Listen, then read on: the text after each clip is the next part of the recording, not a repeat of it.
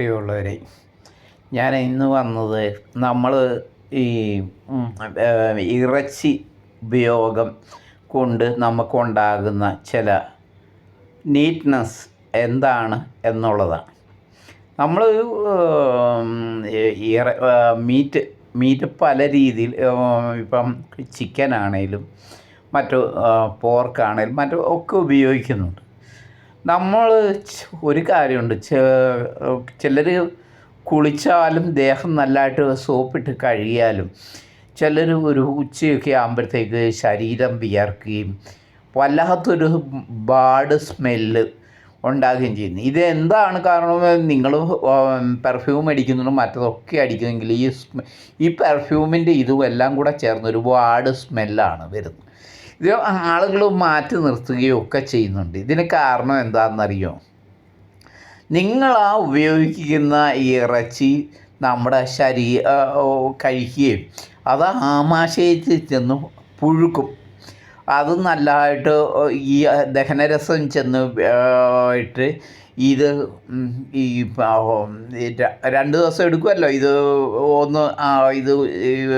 ഇത് പുഴുത്ത് അളിഞ്ഞ ശേഷമാണ് ഇത് മോഷനായിട്ട് തിരിച്ച് നമ്മുടെ ശരീരത്തിൽ നിന്ന് ഇത് പോകുന്നത്. ഈ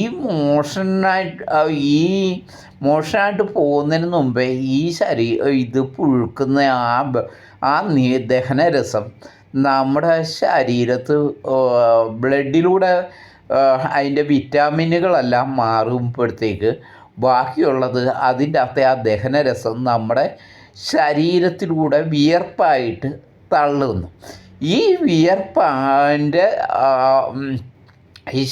നല്ലതായിട്ട് നമ്മൾ ഓടുകയും ചാടുകയും മറ്റ് എല്ലാം ചെയ്യുമ്പോഴത്തേക്ക് ഇത് നമ്മുടെ രോമകൂപത്തിലൂടെ ചെറിയ സുഷിരമുണ്ട്, അതിലൂടെ നമ്മുടെ കോശങ്ങളിലൂടെ പുറത്തേക്ക് തള്ളുമ്പോഴാണ് നമുക്ക് ഈ വിയർപ്പ് ഒരിടത്ത് തങ്ങി നിൽക്കുകയും അവിടെ ബാക്ടീരിയയുടെ പ്രവർത്തനം ഉണ്ടാകുകയും ഭയങ്കര നാറ്റം, ബാഡ് സ്മെല്ലുണ്ടാകുന്നത്.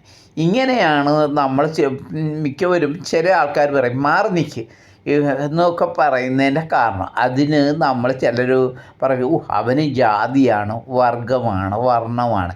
ഇതിന് കാരണം ഇതൊക്കെ തന്നെയാണ്. നമ്മുടെ ഈ അമിതമായ മീറ്റിൻ്റെ ഉപയോഗം അതുമൂലം ചില ബാഡായിട്ടുള്ള ചില സംഗതികൾ ഉണ്ടാകുന്നുണ്ട്.